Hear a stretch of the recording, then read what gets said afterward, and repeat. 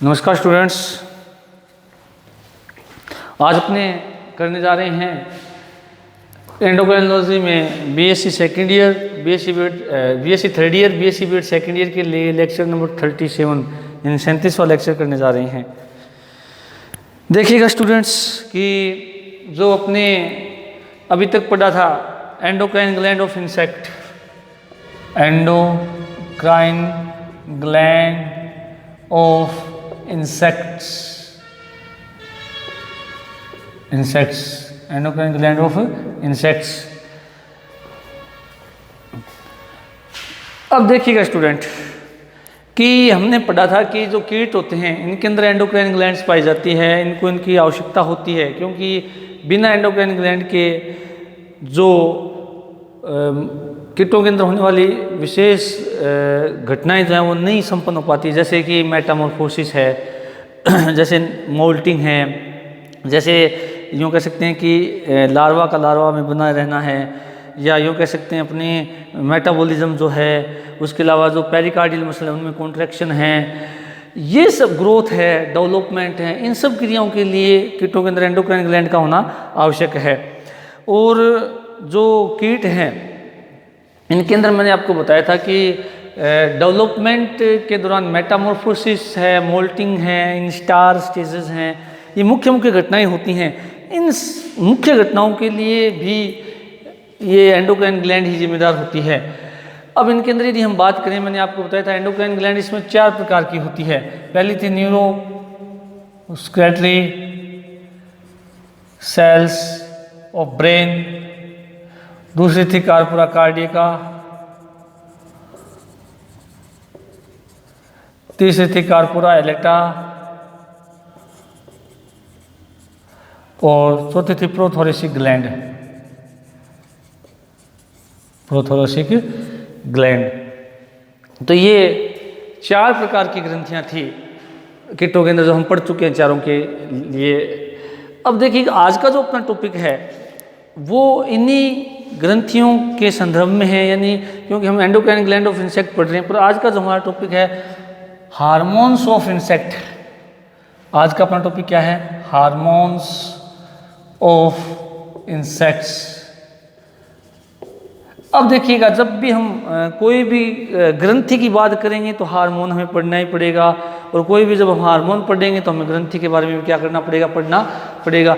अब देखिएगा स्टूडेंट, जो आज का अपना टॉपिक है हार्मोन्स ऑफ इंसेक्ट, वो इन ग्रंथियों के अंदर अपने पढ़ चुके हैं, परंतु पहले हमने ग्रंथि को डिस्कस किया था। आज हमें केवल क्या है, हार्मोन को मेनली डिस्कस करना है, और जब हार्मोन को डिस्कस करेंगे तो उसके साथ साथ ग्रंथि का नाम भी स्वतः पढ़ना अपने को पड़ेगा। तो आज अपनी बात करने जा रहे हैं हार्मोन्स ऑफ इंसेक्ट्स। अब अगर यदि हार्मोन्स की यदि हम बात करें तो हार्मोन जो है कीटों के अंदर मुख्यतः 3 प्रकार के हमने पढ़े हैं। कितने प्रकार के होते हैं? 3 प्रकार के हार्मोन हमने पढ़े हैं, और उसमें से ये जो तीनों हार्मोन हैं ये ग्रंथियों के द्वारा स्त्रावित होते हैं। इन चारों ग्रंथियों का उसमें योगदान होता है। अब देखिएगा स्टूडेंट कि मैं उन कीटों के जो तीनों हार्मोन हैं उनको तो अपने पढ़ेंगे, और साथ में जो है अपने 2 हार्मोन और हैं वो भी कीटों के द्वारा स्त्रावित होते हैं, उनके बारे में भी बात करेंगे।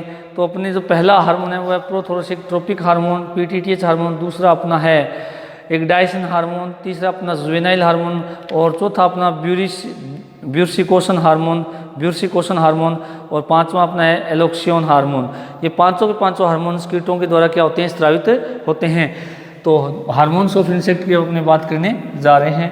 पहला अपना हार्मोन कौन सा है? PTTH, prothoracic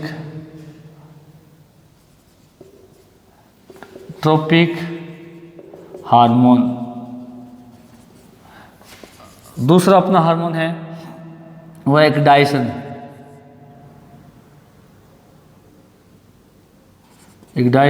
hormone. तीसरा अपना है जुवेनाइल हार्मोन, या जिसको न्यूटनी हार्मोन भी बोलते हैं। फोर्थ अपना है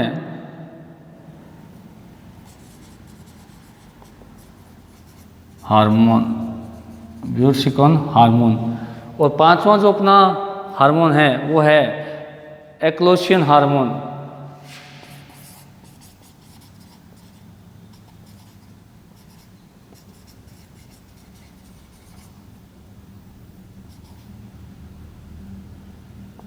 तो ये 5 हार्मोन स्रावित होते हैं, जिसमें से मुख्य ये 3 हार्मोन हैं, फर्स्ट, सेकंड और थर्ड।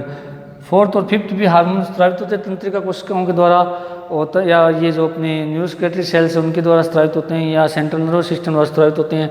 परंतु इनका इतना बड़ा योगदान नहीं जितना बड़ा योगदान इन तीनों हार्मोन का है। तो हम इन तीनों हार्मोन की बात, इन 5 हार्मोन की बात करेंगे।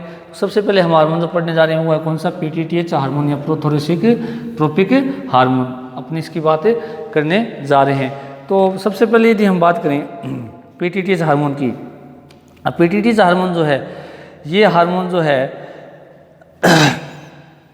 आपको पता होना चाहिए कि कार्पोरा जो ये हार्मोन जो है अपने न्यूरोसेक्रेटरी सेल ऑफ ब्रेन है उसके द्वारा क्या होता है, स्रावित होता है। कौन सा, प्रोथोरेसिक ट्रोपिक हार्मोन, या जिसको हम पीटीटीएच हार्मोन भी कहते हैं। पीटीटीएच या प्रोथोरेसिक ट्रोपिक जो हार्मोन है ये किसके द्वारा स्रावित हो रहा है, न्यूरोसेक्रेटरी सेल्स ऑफ ब्रेन के द्वारा स्रावित हो रहा है। और ये जो न्यूरोसेक्रेटरी सेल्स ऑफ ब्रेन है ये 3 जोड़ी होती हैं, 3 जोड़ी का मतलब कुल 6 होती है, 3 लेफ्ट में होती है, 3 राइट में होती है, जिसके अंदर हमने नाम पढ़े थे लैटरल सेल्स, मीडियन सेल्स और ट्राइटोसेरेब्रल सेल्स। ये तीनों की तीनों सेल्स 3 पेयर्स ऑफ सेल्स जो हैं जो न्यूरोसेक्रेटरी होती है, न्यूरोसेक्रेटरी का मतलब ये तंत्रिका कोशिकाएं होती हैं एक्चुअल में, और इन तंत्रिका कोशिकाओं के द्वारा ही ये हार्मोन बनता है। कौन सा, पीटीटीएच हार्मोन। अब पीटीटीएच हार्मोन जो है ये बनता है, बनने के बाद मैं आपको बताया था कि जो इसकी ये 3 जोड़ी जो सेल्स होती हैं, कौन कौन सी, मीडियन सेल, लैटरल सेल और ट्राइटोसेरेब्रल सेल्स, ये तीनों की तीनों तंत्रिकाओं के द्वारा ही, या यूँ कह सकते हैं कि तंत्रिकाओं के एक्सोन के द्वारा ही ये कार्पोरा कार्डिका के साथ जुड़ जाते हैं। जैसे अपने कोई एक ले लेते हैं, जैसे मान लेते हैं ये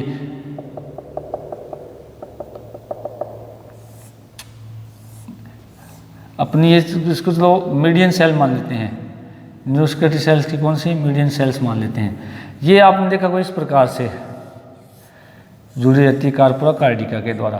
तो यदि इसको थोड़ा बड़ा करके देखें तो ये वास्तव में ऐसी संरचना होती है, यूँ होती है, यूँ होती है ये संरचना एक्चुअली।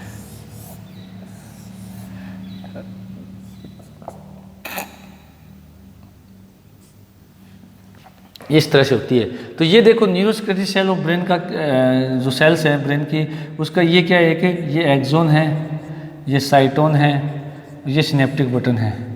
ये क्या सिनेप्टिक बटन है। अब देख सकते हो कि ये न्यूरोसेक्रेटरी सेल ऑफ ब्रेन है, परंतु इसका जो ये भाग है ये तो ब्रेन की ओर होता है, और ये भाग जो है ब्रेन से नीचे की ओर आकर के किस में खुलता है, कार्पोरा कार्डिका में, कार्पोरा कार्डिका में। तो अगर इसको वास्तव में देखा जाए तो ये इस तरह से होते हैं। और जो एक्सोन चाहे मीडियन सेल को हो, चाहे लैटरल सेल को हो, चाहे ट्राइटोसेरेब्रल सेल को हो, ये कार्पोरा कार्डिका से जोड़ते हैं। तो इसलिए उनको क्या नाम दे दिया, जैसे मीडियन सेल को कार्पोरा कार्डिका से जोड़ने वाले एक्सोन एनसीसी फर्स्ट कहलाते हैं, नर्व्स कार्पोरा कार्डिका।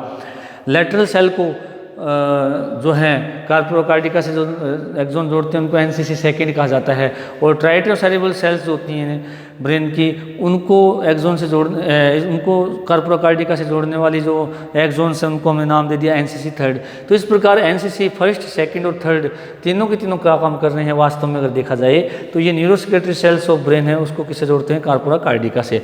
अब देखिएगा स्टूडेंट कि कार्पोरा कार्डिका जो है वो क्या करती है, जो एक पीटीटीएच हार्मोन बनता है नर्व के अंदर बनने के बाद में उसको सिनेप्टिक बटन कहाँ मुक्त कर देते हैं, कार्पोरा कार्डिका में मुक्त कर देते हैं। और ये जो पीटीटीएच हार्मोन है, ये हार्मोन जो है इसका वास्तव में यदि हम देखा जाए टारगेट ऑर्गन जो होता है वो प्रोथोरेसिक ग्लैंड्स होती हैं। कौन सी होती है, प्रोथोरेसिक ग्लैंड्स होती हैं, जिनके द्वारा इक्डाइसिन हार्मोन का बनने का कंट्रोल किया जाता है, नियंत्रण किया जाता है। अब देखिएगा कि इसमें जो ये प्रोथोरेसिक हार्मोन यहाँ बनता है साइटोन में, बनने के बाद में एक्सोन उसको कहाँ छोड़ते हैं, कार्पोरा कार्डिका में। तो कार्पोरा कार्डिका वास्तव में क्या कर रहा है, एक न्यूरोहिमल ऑर्गन की तरह कार्य करते हुए जो हार्मोन बन रहा है उस हार्मोन को क्या कर रहा है, इकट्ठा कर रहा है। और इकट्ठा करने के बाद में उसको कहाँ छोड़ रहा है, हीमोलिम्फ के अंदर छोड़ रहा है। और हीमोलिम्फ उसको कहाँ लेके जाता है, प्रोथोरेसिक ग्लैंड के पास लेके जाता है। और प्रोथोरेसिक ग्लैंड इस पीटीटीएच के प्रभाव के कारण इक्डाइसिन हार्मोन का स्त्राव करते हैं। और इक्डाइसिन हार्मोन जो है वो निर्मोचन के लिए या हम कह सकते हैं मेटामॉर्फोसिस के लिए क्या होता है, जिम्मेदार होता है। तो पीटीटीएच हार्मोन अपना ये हार्मोन है। अब देखिएगा कि एक टोबैको हॉर्नवर्म मोथ था, कौन सा, टोबैको हॉर्नवरम मोथ। तो टोबैको जो हॉर्नवरम मोथ जो था, इसके अंदर ये कुछ वैज्ञानिकों ने देखा था कि जो ये न्यूरोस्केलेटल सेल्स के द्वारा जो स्रावित होता है पीटीटीएच हार्मोन, ये कार्पोरा कार्डिका से कार्पोरा एलेटा तक जाते हैं। तो कार्पोरा एलेटा तक जाते हैं, इसलिए क्या होता है कि जाने के बाद में ये जो हार्मोन है, यानी ये कह सकते हैं कि टोबैको हॉर्नवरम मोथ में, केवलिस्ट कीट में, ये एक इंसेक्ट ही है, इसके अंदर क्या है कि हमने तो यहाँ क्या देखा है कि सभी कीटों में तो ये प्रोसेस होता है कि न्यूरोस्केलेटल सेल ऑफ ब्रेन की जो एक्सोन है वो पीटीटीएच को कार्पोरा कार्डिका में छोड़ते हैं। कार्पोरा कार्डिका उसको कहाँ छोड़ रहा है? रक्त में छोड़ रहा है। रक्त से फिर कहाँ जा रहा है? वो प्रोथोरेसिक ग्लैंड के पास जा रहा है। परंतु टोबैको हॉर्नवरम मोथ में यदि हम बात करें तो इसके अंदर क्या कहा है वैज्ञानिकों ने, या क्या देखा है वैज्ञानिकों ने कि यहाँ जो पीटीटीएच बनने के बाद में एक्सोन उसको कार्पोरा कार्डिका में छोड़ते हैं। कार्पोरा कार्डिका उसको कहाँ छोड़ती है? कार्पोरा एलेटा। ये क्या है? कार्पोरा एलेटा, इसमें छोड़ती है। और कार्पोरा एलेटा फिर उसको कहाँ छोड़ता है? हिमोलिम्फ में छोड़ता है। तो ये कंडीशन केवल किसके लिए लागू होती है या किस में देखी गई है? केवल टोबैको हॉर्नवरम मोथ के अंदर देखी गई है कि कार्पोरा कार्डिका में पीटीटीएच इकट्ठा करेगा, ये इसको फिर कार्पोरा एलेटा को देगा। कार्पोरा एलेटा फिर किस में छोड़ता है? उसको अपने हिमोलिम्फ में छोड़ता है। हिमोलिम्फ से फिर वो कहाँ जाता है? प्रोथोरेसिक ग्लैंड के पास। परंतु और सभी कीट क्या करते हैं, और या और सभी कीटों में क्या देखा गया है कि पीटीटीएच बनने के बाद में कार्पोरा कार्डिका से हिमोलिम्फ में जाता है, न कि कार्पोरा एलेटा में जाता है। तो स्टूडेंट, ये जो है हार्मोन कौन सा कहलाता है? पीटीटीएच हार्मोन। अब पीटीटीएच की यदि हम बात करें कि इस हार्मोन का काम क्या है, अब पीटीटीएच जो हार्मोन है इसका काम आपको मैंने बताया था कि ये जो हार्मोन है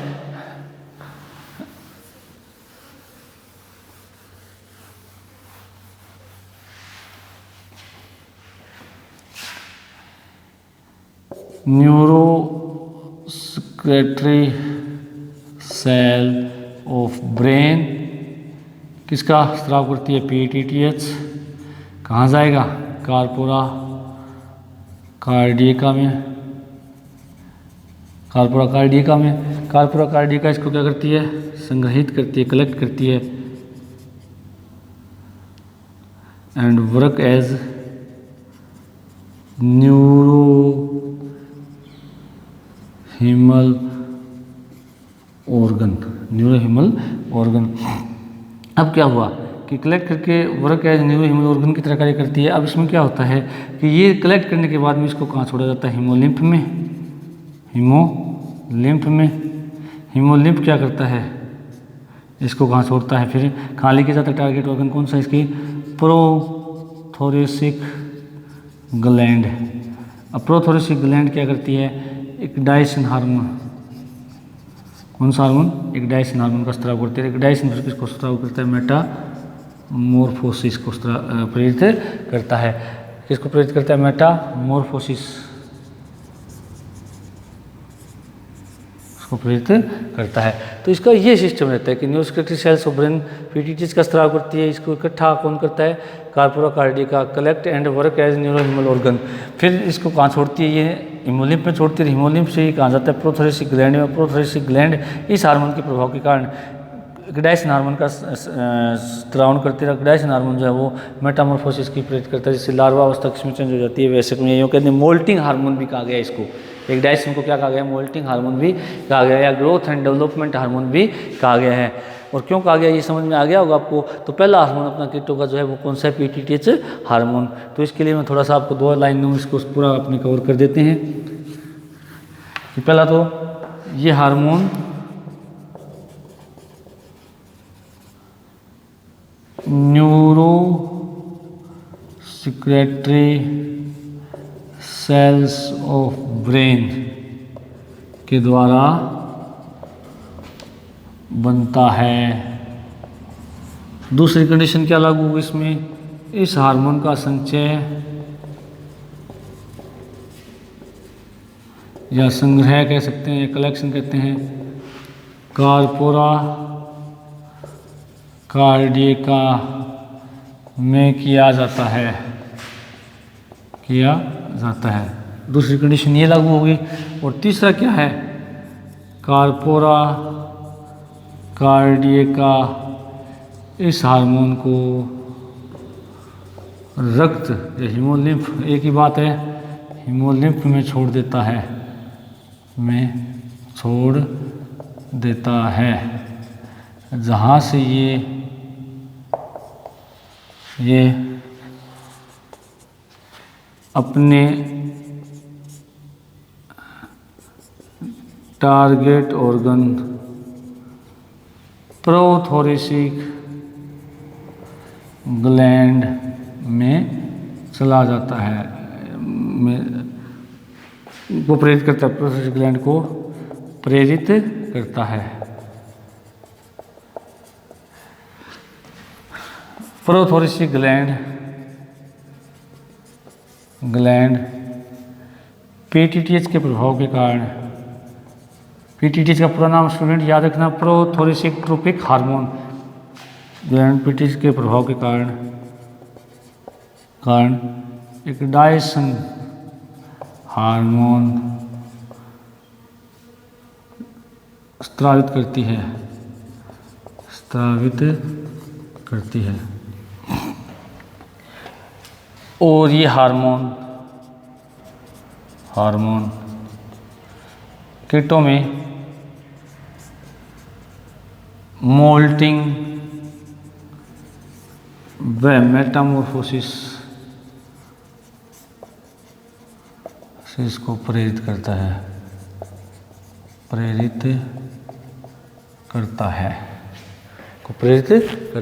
अब देखिएगा ये पीटीटीएच हार्मोन है, ये कौन सा हार्मोन है?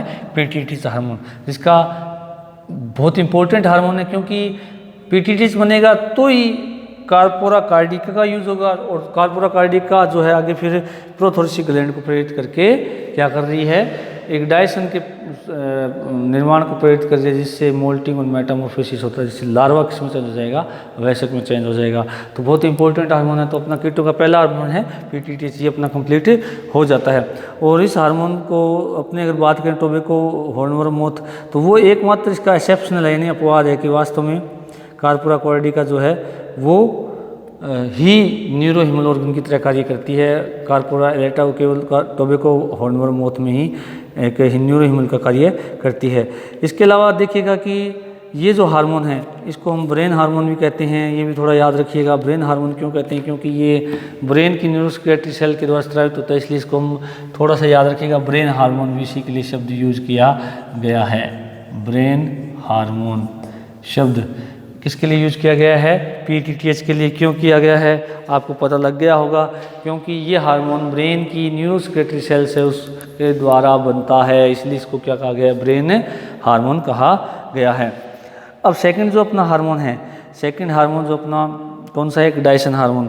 एक डायसन की हमने बात कर लेते हैं, वैसे तो अपने यहाँ पर बात कर ली एक डायसन की, पर अपने यहाँ चूँकि क्रम में चलना पड़ेगा, इसलिए सेकंड जो अपना हार्मोन है वो कौन सा है? एक डायसन हार्मोन। सेकंड हार्मोन कौन सा अपना? एक डायसन हार्मोन। Dyson hormone. अब एक डायसन हार्मोन है, इसके बारे में भी बताने की जरूरत नहीं है, क्योंकि ये जो हार्मोन है आपको पता होना चाहिए कौन सी ग्रंथि के द्वारा स्रावित होता है? प्रोथोरेसिक ग्लैंड के द्वारा। कौन सी के द्वारा होता है? प्रोथोरेसिक ग्लैंड के द्वारा स्रावित होता है। अब देखिएगा स्टूडेंट कि ये हार्मोन अभी हमने जस्ट इससे पहले पढ़ा कि किसके प्रभाव के कारण ये बनता है? पीटीटीएच के प्रभाव के कारण बनता है, या न्यूरोस्क्लेटरी सेल ऑफ ब्रेन की तरह के पीटीटीएच हार्मोन के कारण ये डायसन हार्मोन प्रोथोरेसिक ग्लैंड के द्वारा बनता है। अब देखिएगा कि जो ये हार्मोन है ये अपने दो वैज्ञानिक थे, ब्यूटेनॉन्ड और कार्लसन। ब्यूटेनॉन्ड और कार्लसन जो है इन्होंने क्या किया कि इन दोनों हार्मोन्स को इस हार्मोन को पृथक किया, और इन्होंने बताया कि ये दो भागों में दो प्रकार का होता है, अल्फा एग्डाइसन और बीटा एग्डाइसन। अल्फा एग्डाइसन जब ग्रंथि प्रोथोरेसिक ग्लैंड जब हार्मोन को बनाती है एग्डाइसन को, तो उसको अल्फा एग्डाइसन कहा जाता है। और जब ये टारगेट ऑर्गन में जाता है तो टारगेट ऑर्गन के अंदर जाकर के ये किस में चेंज हो जाता है? बीटा एग्डाइसन के अंदर चेंज हो जाता है। और बीटा एग्डाइसन जो है वो अल्फा एग्डाइसन की तुलना में 2 गुने यूँ कह सकते हैं तीव्रता रखता है, या उसकी जो तीव्रता है वो 2 गुना अधिक होती है अल्फा एग्डाइसन की तुलना में बीटा एग्डाइसन की।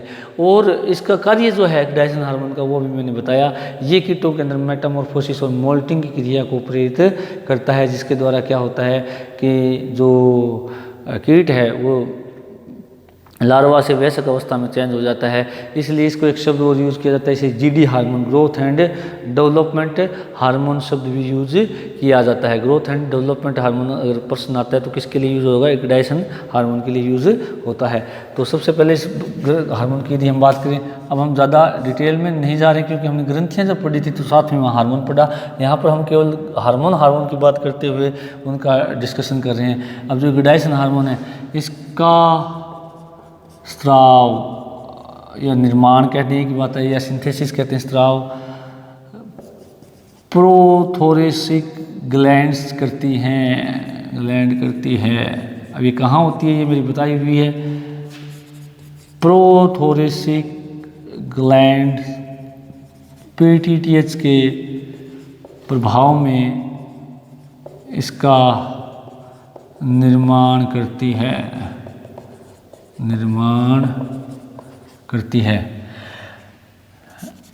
एक्डाइसन अल्फा व बीटा दो प्रकार का होता है। ग्रंथि द्वारा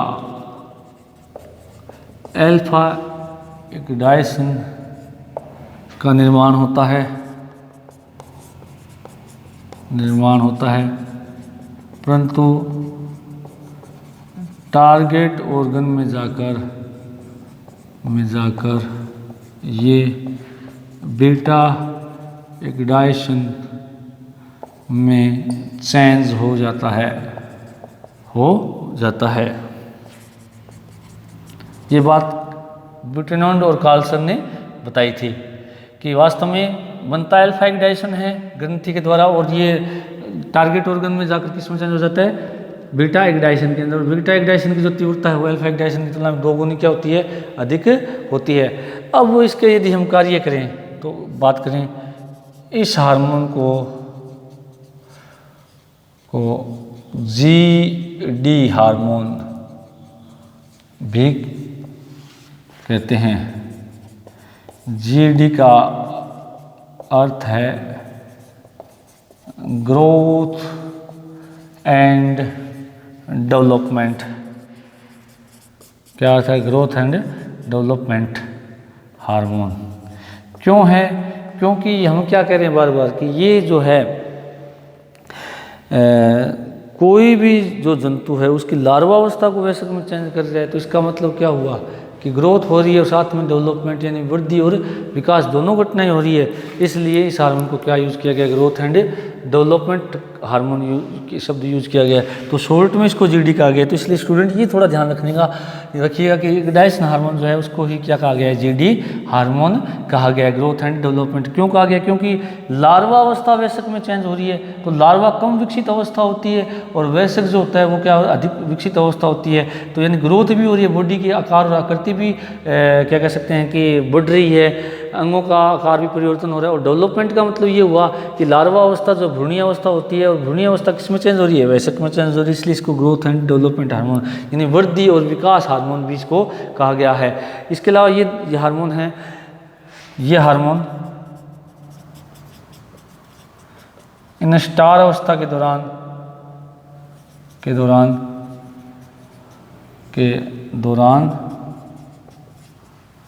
मोल्टिंग को भी कंट्रोल करता है। मोल्टिंग निर्मोचन मैंने बताया था आपको पहले, और इंस्टार क्या है मैंने बताया था आपको कि दो निर्मोचन के बीच की एक अवस्था क्या कहलाती है, इंस्टार कहलाती है।